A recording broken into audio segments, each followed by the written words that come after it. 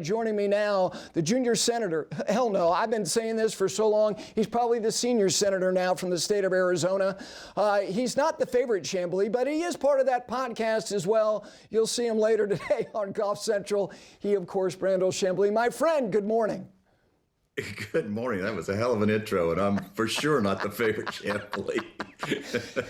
My wife's asleep right now. She'll be sorry she missed that one. I know Bailey came up with the title because nobody can turn a phrase like Bailey Chamblee. Bailey loves a great turn of phrase, but the title, I think, John Patrick, who does a great radio show in Augusta. I ran into him at Augusta National last year, and he goes, "Where is the favorite Chamblee?" And I came back and shared that with Bailey. She was like, "That's the title of the podcast." And I was like, "Yes." I was like, she's like, "It's ambiguous." I go, "No, I really don't think it is." No, it's not at all. It couldn't be more succinct. I was like, "You don't ever piss anybody off, ever. Everybody loves you." All right, let's try to go 15 minutes and see if you can achieve that. The LIV decision by the OWGR, I saw your thoughts on it. Before we get to the details on what LIV is getting, I want you to share with people your thoughts just in general about some things about the current system that you have some misgivings about. Just share your feelings about what maybe could change or what you don't like about it. You mean about the official World Golf rankings? Yes. All right. So I mean, we could go in great detail there, but just real quickly, I think them not giving world ranking points to LIV, and look, early on, I would have probably fell on the side of them not giving them world ranking points.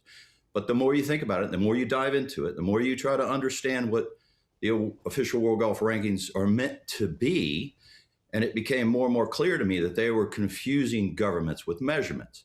And that's a category error. By not giving LIV points, they were, in effect, they were policing format differences. They were incentivizing participation. They were protecting legacy tours. And they were doing that using a tool that was meant to perform or meant to measure performance. And that's like using a thermometer to enforce a dress code. And the more that they did that, they got away from their core principle, which is to just tell us next week who's most likely to play the best golf, who the best golfers are. So I think it was necessary for them to recognize LIV from a world ranking standpoint. Now, having said that, I think personally the world rankings, the official World Golf rankings, are flawed. They oversize, they give perceived prestige by elevated points to major championships and to the Players' Championship. And they give bonus win points. Like just to put that into perspective, right now, Scottie Scheffler has 17.1 points, 17.1, 17 and change, okay? So they give a 4-point multiple win bonus for every one of his wins. And you think, okay, well, what does that mean? You dive into it. And going back to the Phoenix Open in 2024 to now, that means he's gotten 20 extra points in there. So subtract those 20 points away from his total points, still use the divisor of 40, because that's what his divisor is. And he goes from 17 to 15. So I realize Rory's also got multiple win bonuses, not as many as Scottie, obviously, but it's distorted the value. So it's not accurate. And because it just arbitrarily assigns value to major championships and to the players, it distorts the value. It shouldn't do that. It should literally just judge who is most likely to play the best golf next week. It should just tell us that based upon math, not preferred prestige that it just automatically or arbitrarily assigns to events.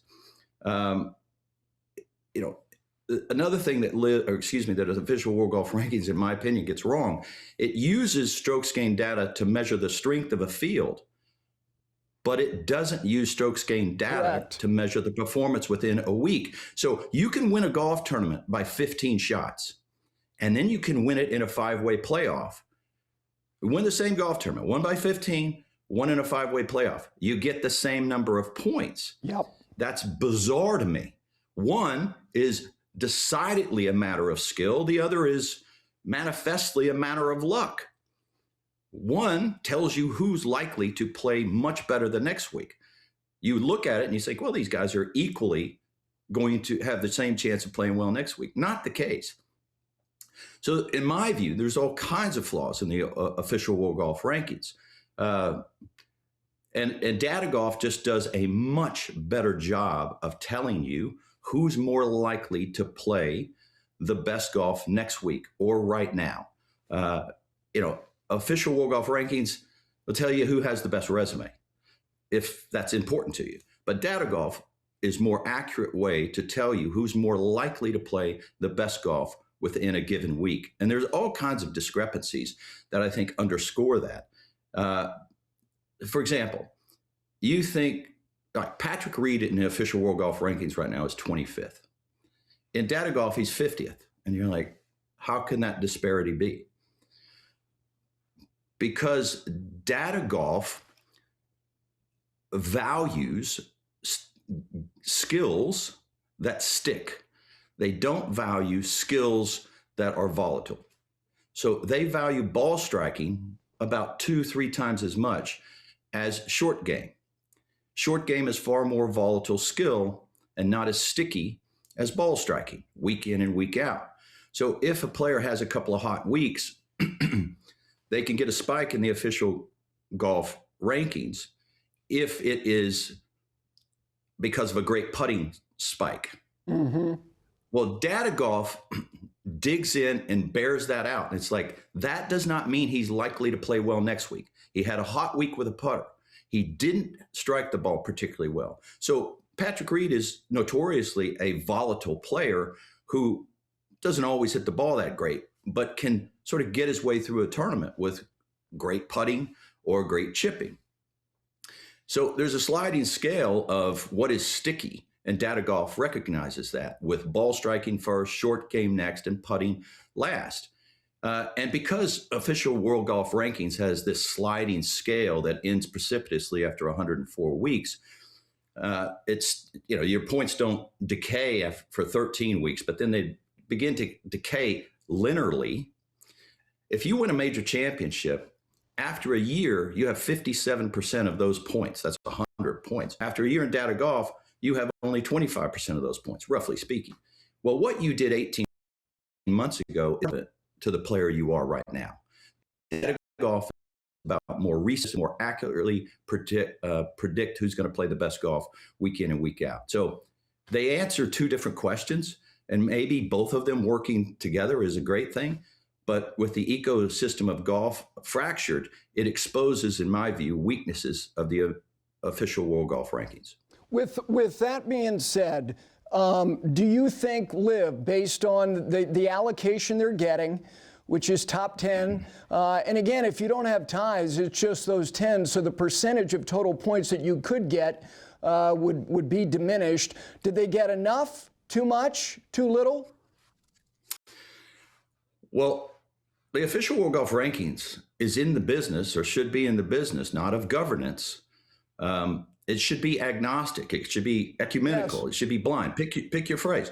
It should be in the business of just saying, look, if you've got a problem with LIV's format, and a lot of us do, that's a governance issue. That's not a measurement issue. Every player in LIV should be ranked. If you really want to have an accurate measurement of who's playing the best golf in professional golf right now. And of course, a lot of people in the world of golf don't like that. We can talk all day about whether or not we like or dislike LIV Golf. Clearly, I don't. Right. But I've come full circle on whether or not they should receive world ranking points, because I sit down and I think, what is the core job of a ranking system? It is to accurately rank who the best golfers are in the world playing professionally. And it should be agnostic about the format or participation. Let's just say, again, going back to the official World Golf rankings, let's just say you only play 30 events in 2 years. Well, your points get hugely diluted because they use a minimum divisor of 40. So you're penalized for only playing a schedule of 15. Why does it do that? DataGolf does not do that. But DataGolf, Brandel, currently their top 100, there are 14 LIV players in the DataGolf 100. Then the other point that I was making before, having spoken to people, and I know you've talked about, you know, the merits and the meritocracy of what is one of the fundamental tenets of what you did for a long time, trying to play your butt off to get into events, and that choosing players based on nationality, whether it's bad timing, clumsy, or ill-advised, that was actually pointed out. Do pathways matter? And is 14 of the top 100 in DataGolf, does that seem like an equitable number of points to start with, starting with this first event in Riyadh? Look, as I said, all these players on LIV should be getting world ranking points. Right. And, you know, you started to see, well, players were losing points not based upon performance. So again, as much as I dislike LIV Golf, and I dislike the format and the fact that it is a selection process, not an earned process for the most part. They do have some relegation, some promotion, and now a qualifying school. So they're solving these format problems slowly as they go along. I don't like the small field. I don't like the no cut. I know there are tour events like that. I think they're hard to defend. The fact that the hero gets world ranking points, that's not a good look for the PGA Tour. That's not easy ground to stand on when you're arguing against the merit of LIV. Look, it's Tiger Woods, and the players there are amazing players. They've been invited by Tiger Woods. It's a great event. I love watching it. I love covering it. But should it be receiving world ranking points when there's, 18 players in it and no cut? If you make that argument, it's hard to make the argument that LIV shouldn't be getting world ranking points. And again, my position on LIV is unchanged. Yeah, no, we're talking about a ranking system. Tell us who's most likely to play the best golf next week. Do your job. Stay away from the governance. The governing bodies can mitigate whatever differences, whatever problems there are with LIV on their own. But also, this would put the major championships in a little better position in providing cover for them, so to speak, because they were having to go look at all of these players that should be in there and invite them to their majors. And it looked like they were playing sort of favorites. Now they could just say, look, we didn't choose them, the world rankings did. And that's the way it should be.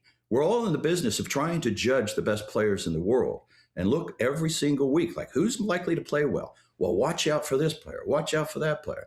But all of a sudden there's 50, 60 players, and a handful of them, they're really elite players that no longer have world rankings comparable to their elite skill. And that's a wayward place for a ranking system to be. I think there's no argument who number one is, whatever the system was going to be. So let's pivot to Scheffler, because I'm just curious, because I love when you start having people say, is he in the top 10? No, and you'll say, well, I don't know, he's 12, he's 14, whoever it might be. Phil was, that was after he won the PGA in 21. I loved it. I loved every time it came up. So I ask you this, is it possible that Scheffler could be a historical, at the end of this year, in your ranking, higher than Rory? Well, look, Rory's been playing professional golf for almost 20 years. Yeah. And you can cherry pick his best year, and he's not been as good as Scheffler's last 2 years. So cherry pick his best year. It could be 2012. It could be 2014. It could be 2019. It could be last year. And from a purely statistical standpoint, he's not been the player that Scottie Scheffler has been the last 2 years. We haven't seen the likes of Scottie Scheffler, not named Tiger Woods. And what Scottie Scheffler has done the last 3 years, we could argue, is that trend going to continue? What he did in 2023 was unbelievable. He became number one in 2022. But at the end of 2024, would you have said, is he likely to have a better year in 2025? Common sense would have said probably not, but he did. He had a better year in 2025 than he had in 2024. Maybe not from a win standpoint all the way around, but from a statistical standpoint, he separated himself to a degree that only Tiger Woods has been able to match. And Tiger Woods only exceeded the degree to which Scottie Scheffler separated himself last year, Tiger only did it 3 times in his career, only 3 times. Scottie Scheffler was about a shot last year better than Rory. He was about a half a shot the year before better than Xander Schauffele. I say Rory because Rory was number 2 in scoring average. And the year before it was Xander Schauffele, but he was a half a shot better than Xander Schauffele. The year before that, he was about 0.2 of a shot better than Rory McIlroy. So he's continuing to distance himself from his competition as time's gone on, and he gets into his physiological prime the same way Tiger Woods did. You know, Brandel, I had a thing that we put together, and it's just to try to contextualize all of it. The years 26 to 29, of which he still has, until the middle of June, which will be U.S. Open week. And he actually has more wins. Now, Tiger had 29 before he turned 26, and Scottie had 0. But he's now got 20 to Tiger's 17, and everything else, top 3s, top 5s, top 10s, it's basically a push, one direction or the other. The reason why I think it's reasonable for guys like you and me and everybody else, because I always hesitate to go, well, 7, 8, 9. And I'm like, do you realize the last guy to get to 7 where the odometer stopped? Okay, that was 1964, excluding Tiger and Jack. And 8 was Watson in 83, and Player at 9 in 78. But are we going there? Are we going there? I think so. Yeah, I do.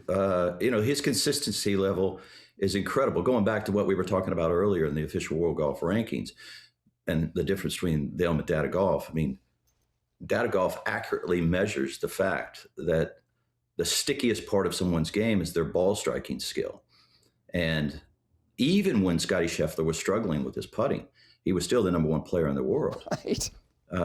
He was, as his putting's gotten better, he's become demonstrably better than everybody else.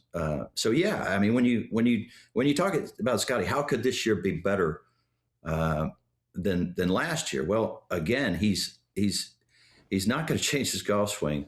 I think the whole golf world is far more intelligent now about the way they train.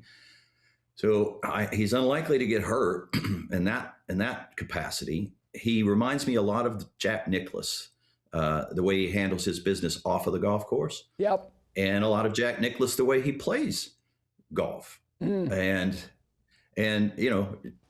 Jack's career from 62 to 86, and he didn't play a lot of golf in there. From 62 to 86, Jack Nicklaus averaged just over 16 golf tournaments a year.